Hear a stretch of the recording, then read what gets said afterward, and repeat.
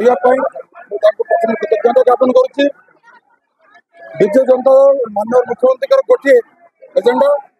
विकसित ओडिशा और विकसित ओडिशा ए निर्वाचन में संबलपुर आरंभ ए एजेंडा रे संबलपुर आरंभ मत से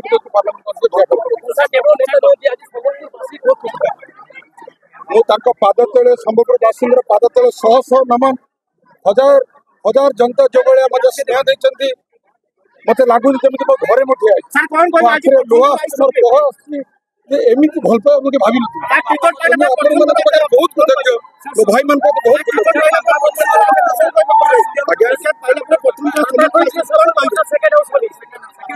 बाबा ये पाठ पढ़ी मोर पीसी ये थे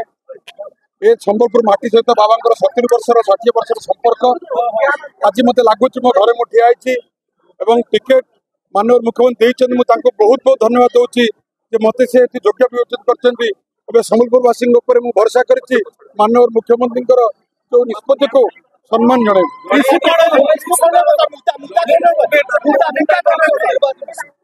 माननीय मुख्यमंत्री सब गोटे कथा कहते जे मोर ओडिशा 1 नंबर हेले सब खुशी होती आज संबलपुर विकास संबलपुर आहरी रूपांतरीकरण मत ये ठिया कर मुख्य एजेंडा अच्छी संबलपुर पार्लियामेंट कौंसिल रूपांतरण 1 नंबर आमर विजु जनता गोटे सब थाए आमर लोकों सहित जनता सहित आमर कम जनता